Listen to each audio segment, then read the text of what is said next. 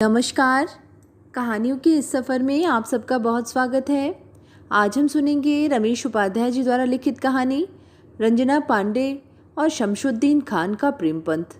कहानी शुरू करने से पहले मेरा आप सबसे विनम्र निवेदन है, यदि मेरे द्वारा सुनाई हुई कहानियाँ आप सबको पसंद आती हों तो कृपया मेरे चैनल को ज़रूर सब्सक्राइब करें और अपने मित्रों में भी शेयर करें।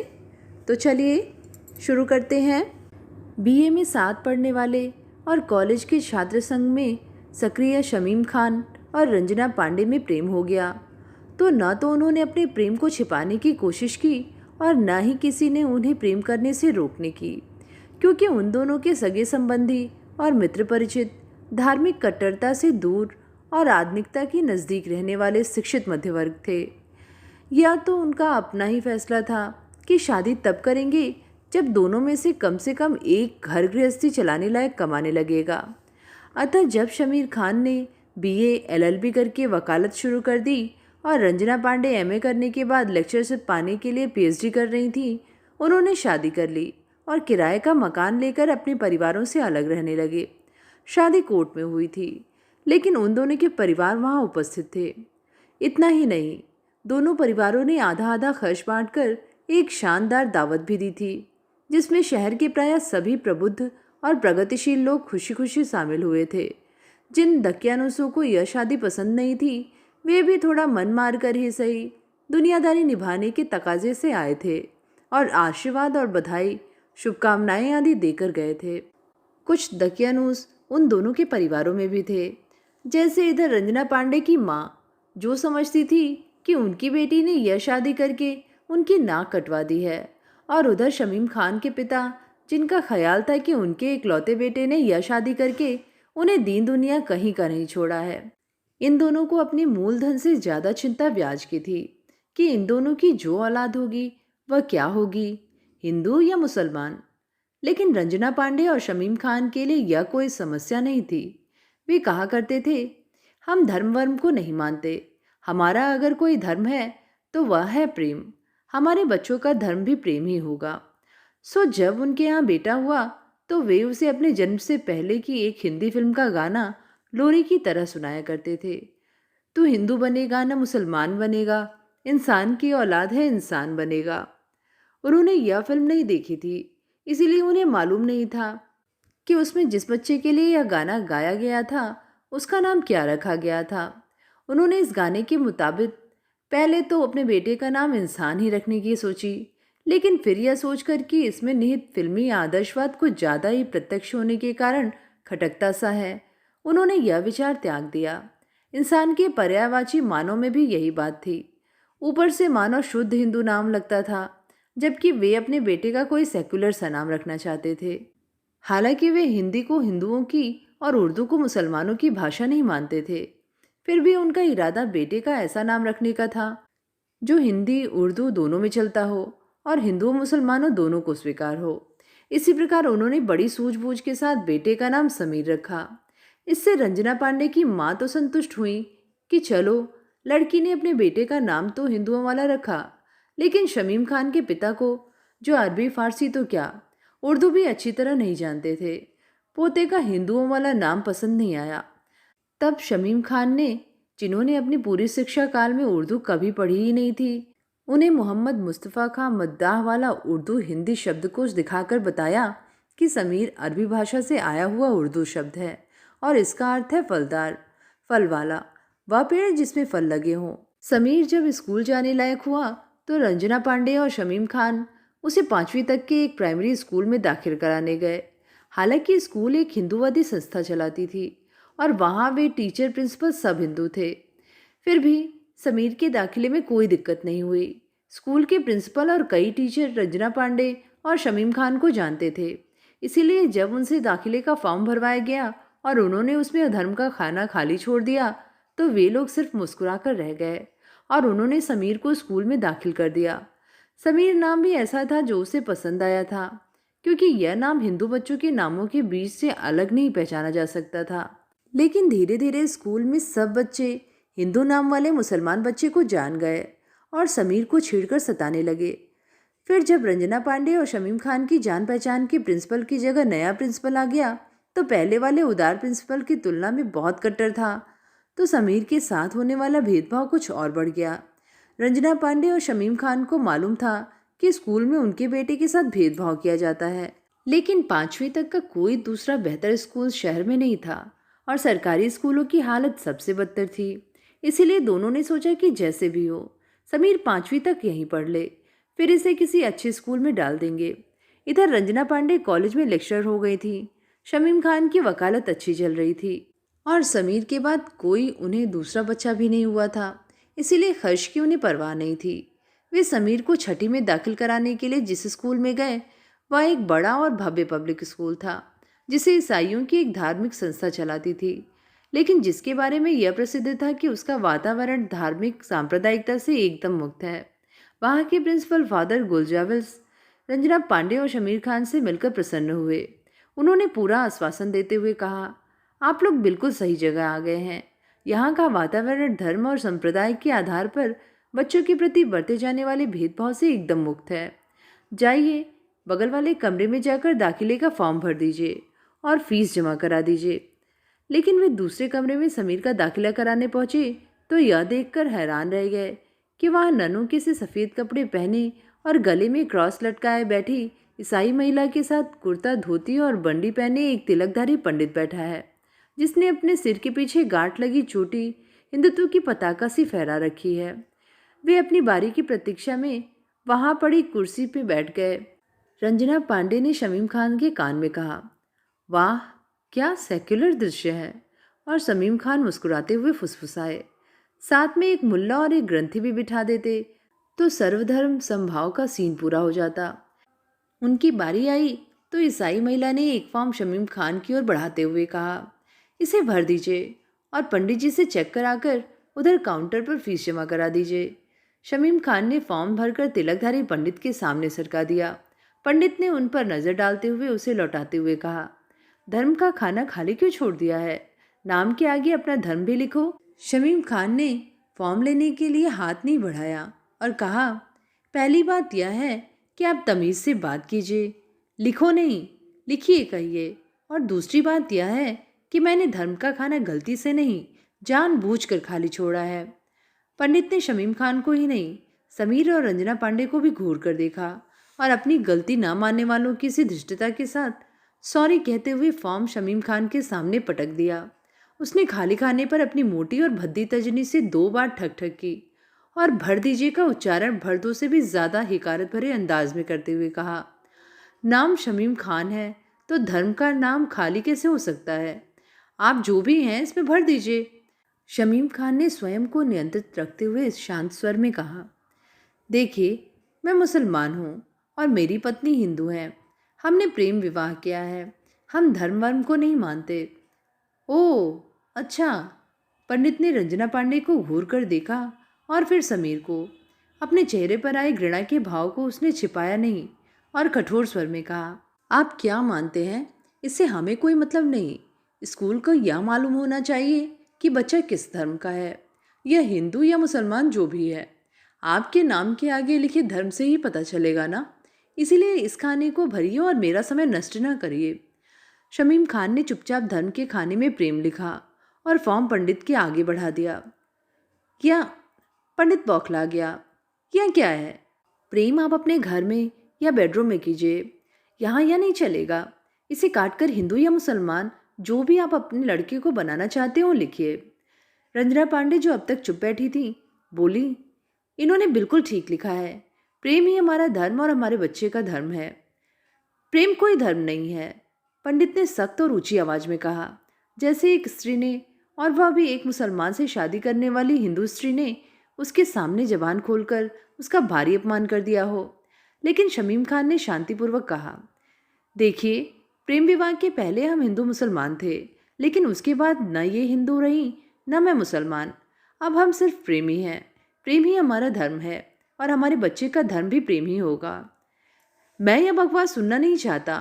पंडित ने दाखिले का फॉर्म शमीम खान की तरफ फेंकते हुए बोला, मानो उनके मुंह पर मारते हुए कहा, लड़के का दाखिला कराना है तो धर्म के खाने में अपना या अपनी पत्नी का धर्म लिखो, नहीं तो दफा हो जाओ। शमीम खान और रंजना पांडे अनपढ़ और गरीब होते तो इस प्रकार दुत्कारे जाने पर या तो घबराकर धर्म के नाम में हिंदू या मुसलमान लिख देते या समीर का दाखिला कराए बिना ही वहां से चले जाते। मगर शमीम खान वकालत करते थे और रंजना पांडे कॉलेज में पढ़ाती थी। शादी से पहले भी दोनों संपन्न परिवारों के थे और उच्च शिक्षा प्राप्त थे, अतः दोनों अड़ गए। उन्होंने पंडित की बदतमीजी के लिए उसे फटकारते हुए कहा, जब हम कह रहे हैं कि हमारा धर्म प्रेम है तो है, तुम नहीं मानते तो साबित करो कि प्रेम कोई धर्म नहीं है और यह बात लिख कर दो। हम तुम पर अपने धर्म की मानहानि का मुकदमा चलाएंगे। पंडित क्रोध से कांपने लगा और उठकर खड़ा हो गया। आप लोग लड़के का दाखिला कराने आए हैं या स्कूल के साथ मजाक करने? चलिए प्रिंसिपल के पास चलिए आप लोग। वे तीनों उसके पीछे पीछे प्रिंसिपल के कमरे में गए। फादर गुलजावेज ने पंडित की आवेशपूर्ण बातें शांतिपूर्वक सुनी और सारा मामला समझकर मुस्कुराते हुए कहा, इसमें गलत क्या है पंडित जी? जो जिसे अपना धर्म मानता है वही उसका धर्म है। अगर इन लोगों का धर्म प्रेम है तो इन्होंने जो लिखा है ठीक है। दुनिया में हजारों धर्म चल रहे हैं, एक इनका भी चलने दीजिए। जाइए बच्चे को दाखिला कर दीजिए। पंडित ने समीर को दाखिला तो दे दिया, लेकिन वह पहले ही दिन से उसका दुश्मन बन गया। स्कूल में पहले ही दिन समीर को पता चल गया कि पंडित यहाँ का हिंदी टीचर है। हिंदी फिल्मों में हिंदी टीचर बड़े मूर्ख और हास्यास्पद दिखाए जाते हैं, लेकिन पंडित बड़ा धूर्त और खलनायक जैसा था। हालांकि अभी पढ़ाई शुरू नहीं हुई थी और समीर की कक्षा में तो उसका कोई काम ही नहीं था, फिर भी वह आधम का और स्कूल में दाखिला हुए नए बच्चों से हंसती खेलती टीचर के कान में समीर को देखते दिखाते न जाने क्या कह गया कि उसके जाने के बाद टीचर समीर को घूर घूर कर देखती रही। कुछ दिन बाद समीर ने देखा कि स्कूल के कई शिक्षक और छात्र उसे घूर कर देखते हैं और कुछ बच्चे पीठ पीछे मगर उसे सुनाते हुए प्रेम कहते हैं और जोर से हंसते हैं। समीर ने यह बात अपने माता पिता को बताई तो वे एक दिन स्कूल जाकर तिलकधारी पंडित से मिले। उन्होंने उसे समझाने की कोशिश की, देखिए हम दोनों सुशिक्षित परिवारों के उदार, धर्मनिरपेक्ष और जनतांत्रिक वातावरण में पले हैं। हमने उच्च शिक्षा प्राप्त की है। शिक्षा काल में हम एक प्रगतिशील छात्र संगठन और जनहित के सामाजिक कार्यों में सक्रिय रहे हैं। हमने बाकायदा प्रेम विवाह किया है, जो सामाजिक या कानूनी दृष्टि से कोई गलत काम नहीं है। हमारे संविधान में देश के सभी नागरिकों को यह अधिकार प्राप्त है कि वे जिस धर्म को मानना चाहे माने। हमारा जन्म भले ही हिंदू मुसलमान के रूप में हुआ हो, पर अब हम प्रेम को अपना धर्म मानते हैं और ऐसा मानने का हमें पूरा अधिकार है। लेकिन प्रेम कोई धर्म नहीं है, पंडित ने खींचते हुए कहा। प्रेम तो शाश्वत और सनातन धर्म है, रंजना पांडे ने कहा और कई महापुरुषों को उद्धृत करते हुए हिंदू पौराणिक कथाओं से अनेक उदाहरण दे डाले। शमीम खान ने भी साहित्य, इतिहास, सिनेमा और लोक गाथाओं वाले अनेक प्रेमियों के उदाहरण देते हुए प्रेम के लौकिक और अलौकिक स्वरूपों का वर्णन किया। पंडित उन दोनों के सामने निहायत मूर्ख और अज्ञानी सिद्ध हो रहा था, इसीलिए क्रुद्ध हो उठा और दहाड़ती सी आवाज में बोला, धर्म के बारे में तुम लोग हम ब्राह्मणों से ज्यादा जानते हो? निश्चित ही नहीं, शमीम खान ने शांत स्वर में कहा। हम न तो धर्म का धंधा करते हैं और न धर्म की राजनीति करने की सोचना भी मत, पंडित ने धमकाते हुए कहा। सोचना तो अपने लड़के के भविष्य के बारे में सोचना। यह प्रेमी बनकर ही नहीं, हिंदू या मुसलमान बनकर ही समाज में रह सकता है। पंडित से निराश होकर रंजना पांडे और शमीम खान समीर को साथ लेकर प्रिंसिपल के पास पहुंचे। उन्हें शायद उम्मीद थी कि दाखिले वाले दिन की तरह आज भी प्रिंसिपल उन्हें सही और पंडित को गलत मानते हुए उसे बुलाकर समझाएंगे, लेकिन प्रिंसिपल ने पंडित का पक्ष लेते हुए कहा, देखिए दो धर्मों का घालमेल ठीक नहीं है। या तो आप दोनों हिंदू बन जाइए या दोनों मुसलमान। अगर हिंदू मुसलमान नहीं रहना चाहते तो ईसाई बन जाइए। शमीम खान ने कहा, क्यों? जब देश में हिंदू मुसलमान साथ रह सकते हैं तो घर में क्यों नहीं? देश में साथ रहने पर भी उनकी संतानें अलग अलग होती हैं। वे हिंदू और मुसलमान के रूप में अलग अलग पहचानी जाती हैं। घर में साथ रहने पर दोनों की जो संतान होती है उसके बारे में यह साफ होना ज़रूरी है कि वह हिंदू है या मुसलमान। आप लोग इस पहचान को गायब कर देना चाहते हैं। यह ठीक नहीं है। क्यों ठीक नहीं है? शमीम खान ने शालीनता के साथ किंतु किंचित कठोर स्वर में कहा। फादर गुलजावेज ने निहायत ठंडे स्वर में कहा, आप क्या कोई पीर पैगंबर हैं या संत महात्मा जो प्रेम नाम का अपना अलग ही धर्म चलाना चाहते हैं? यह तमाम धर्मों के साथ धोखा है। हम किसी को धोखा नहीं दे रहे, रंजना पांडे ने कहा। तो ठीक है, आपको जो करना हो कीजिए, पर मेहरबानी करके यहाँ से आप चले जाइए। शमीम खान के एक मित्र अब्दुल कादिर, जिन्हें वे कॉमरेड कादिर कहा करते थे, अक्सर उनसे मिलने आया करते थे। उसी दिन शाम को वे उनके घर आए। शमीम खान और रंजना पांडे ने जब उन्हें बताया कि स्कूल में समीर के दाखिले के समय धर्म के खाने में प्रेम लिखने पर कैसा हंगामा हुआ, तो वे हंसकर बोले, वाह, आप लोगों ने बता दिया कि फ़कत एक शब्द प्रेम लिखकर भी हम संप्रदायवाद के खिलाफ प्रोटेस्ट कर सकते हैं, लेकिन सांप्रदायिक राजनीति करने वालों से उलझना ठीक नहीं। उनसे अकेले अकेले और व्यक्तिगत स्तर पर नहीं, संगठित होकर सामूहिक रूप से ही लड़ा जा सकता है। यानी पहले हम तुम्हारी पार्टी के सदस्य बने, फिर तुम्हारा लाल परचम लहराते हुए उनसे लड़ने जाएं? शमीम खान ने हंसते हुए कहा, कॉमरेड अब्दुल कादिर, तुम बरसों से हम दोनों को अपना काडर बनाने की कोशिश कर रहे हो। अब यह कोशिश करना बंद कर दो। हम लोगों को राजनीति में कभी नहीं जाना है। प्रेम करोगे और राजनीति से बचोगे? अब्दुल कादिर ने कहा। बचे ही हुए हैं, शमीम खान बोले। शादी करते वक्त हमें डर लग रहा था कि हमारी वजह से कहीं सांप्रदायिक दंगा ना हो जाए। कुछ हुआ? अब हो रहा है ना। समीर के दाखिले के फॉर्म में तुम हिंदू या मुसलमान लिख देते तो किसी को कोई दिक्कत ना होती, उस तिलकधारी पंडित को भी नहीं। जानते हो क्यों?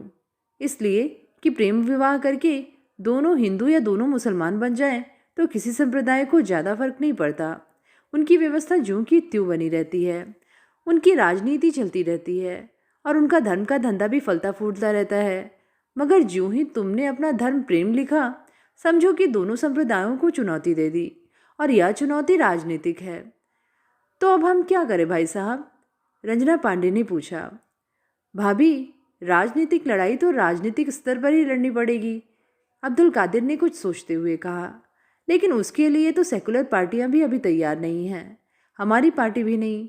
इसीलिए मैं संघर्ष में विश्वास रखते हुए भी फिलहाल आपको यही सलाह दूंगा कि आप लोग इस पचड़े में न पड़ें। समीर के स्कूल जाकर धर्म के खाने में प्रेम की जगह हिंदू या मुसलमान लिख दे। क्या नहीं हो सकता? शमीम खान ने कहा। तो फिर लड़ो, अब्दुल कादिर ने कहा, और बात वहीं ख़त्म करने के लिए समीर से बातें करने लगे। समीर के दाखिले के समय तो रंजना पांडे और शमीम खान ने पंडित पर मुकदमा चलाने की खाली धमकी दी थी, लेकिन अब उन्हें लगा कि पंडित पर ही नहीं, स्कूल पर भी मुकदमा चलाया जाना चाहिए, जहां पंडित जैसे सांप्रदायिक लोगों पर लगाम लगाने के बजाय उनका बचाव किया जाता है और प्रेम को अपना धर्म मानने वालों को हिंदू, मुसलमान या ईसाई बनने की सलाह दी जाती है। लेकिन तब उन्होंने अपने एक वकील मित्र को घर बुलाकर उनकी राय पूछी, तो उसने कहा, नहीं नहीं, ऐसा भूल कर भी ना कीजिएगा। मुकदमा चलाकर आप लोग उल्टे फंस जाएंगे।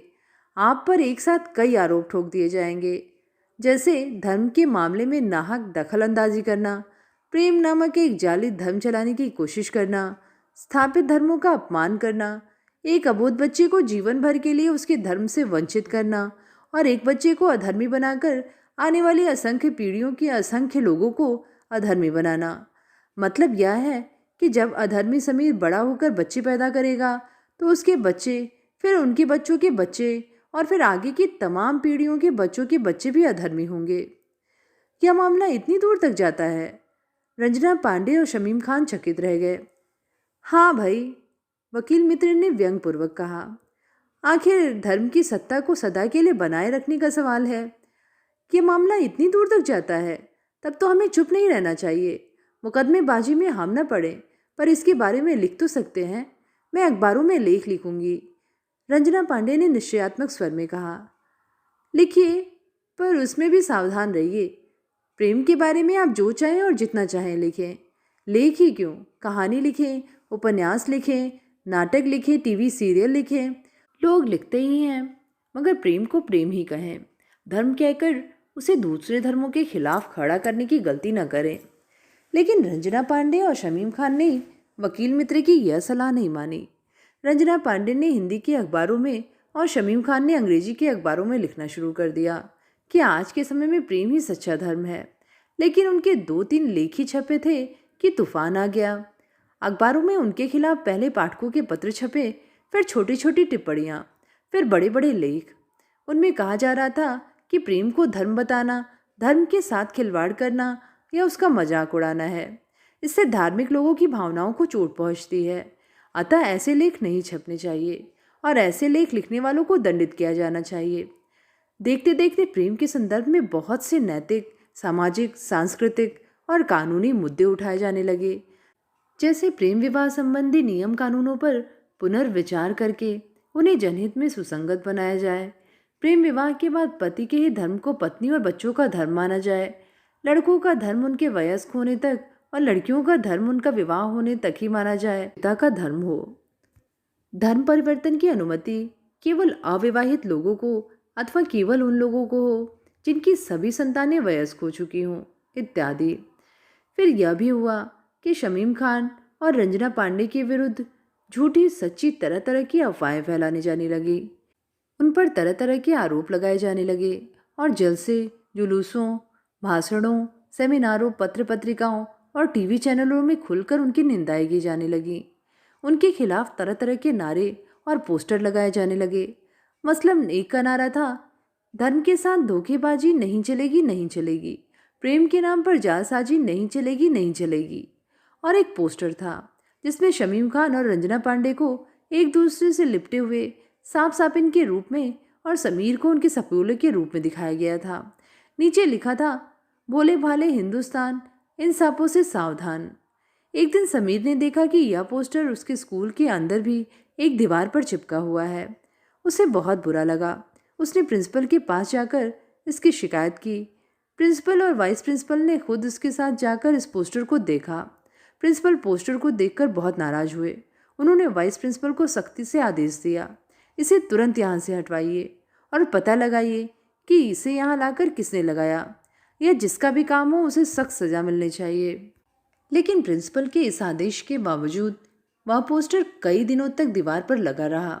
आखिर एक दिन समीर ने ही उसे फाड़कर फेंका। इसके दूसरे ही दिन समीर की कक्षा में हिंदी टीचर तिलकधारी पंडित पाठ्यपुस्तक हाथ में लेकर देशभक्ति नामक पाठ पढ़ाते हुए कह रहे थे, हमें अपने देश से प्रेम करना चाहिए। कहते कहते अचानक उसने समीर की ओर देखा और व्यंग्यपूर्वक कहा, क्यों प्रेमी जी, करना चाहिए कि नहीं? वैसे आपका अपने देश और धर्म से क्या वास्ता? फिर भी कोर्स में है, इसलिए देशभक्ति का पाठ तो आपको भी पढ़ना ही पड़ेगा। तो बताइए, हमें अपने देश से प्रेम करना चाहिए कि नहीं? समीर समझ रहा था कि पंडित उसका अपमान कर रहा है, इसलिए उसने सीधा जवाब ना देकर कहा, मेरे माता पिता कहते हैं कि देश का मतलब दीवार पर टंगा देश का नक्शा नहीं होता। देश का मतलब होता है देश के लोग। अब अगर आप देश हैं तो मैं देश से प्रेम करने से पहले जानना चाहता हूँ कि देश भी मुझसे प्रेम करता है या नहीं। पंडित यह सुनकर चिढ़ गया। बोला, यहाँ बात लैला मजनू के प्रेम की नहीं, देश प्रेम की हो रही है। देश तुम्हारी प्रेमिका नहीं है कि वह भी तुमसे प्रेम करे। देश भगवान है और तुम उसके भक्त। देश तुम्हारा स्वामी है और तुम उसके सेवक। भगवान अपने भक्त से और स्वामी अपने सेवक से प्रेम करे या ना करे, भक्त तो भगवान की भक्ति और सेवक को स्वामी की सेवा करनी ही चाहिए। इस प्रकार देश प्रेम का अर्थ है देशभक्ति और देश की सेवा।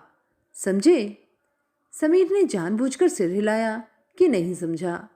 पंडित आग बबूला होकर ऊंचे स्वर में बोला, नहीं समझा तो ठीक है, मैं समझाता हूँ।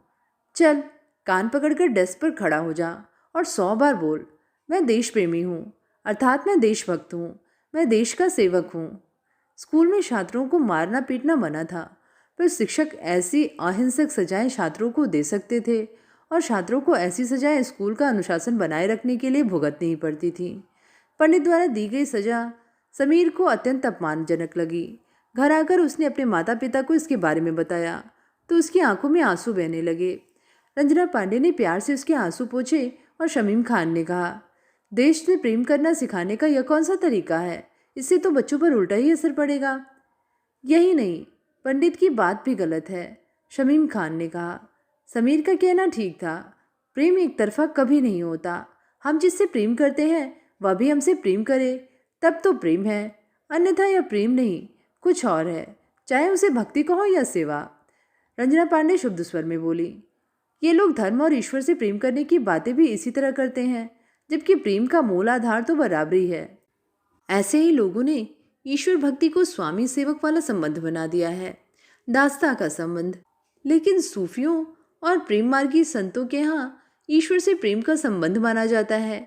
शमीम खान ने रंजना पांडे की बात का समर्थन करते हुए कहा, उनके यहाँ ईश्वर से बराबरी का संबंध बनाया जाता है। क्या ये संबंध मनुष्य मनुष्य के बीच बनना चाहिए, गुरु शिष्य के बीच भी? शमीम खान ने अत्यंत क्षोभ के साथ कहा, लेकिन पंडित जैसे लोग तो गुरु कहलाने लायक ही नहीं। मूर्खों को इतना भी एहसास नहीं कि इस तरह वे बच्चे को क्या बना रहे हैं। तो ये थी कहानी रंजना पांडे और शमसुद्दीन खान का प्रेम पंथ। कहानी आप सबको कैसी लगी नीचे कमेंट में लिख के ज़रूर बताइएगा। आगे भी ऐसी कहानियाँ सुनते रहने के लिए चैनल को ज़रूर सब्सक्राइब करें। फिर मिलेंगे एक नई कहानी के साथ। धन्यवाद।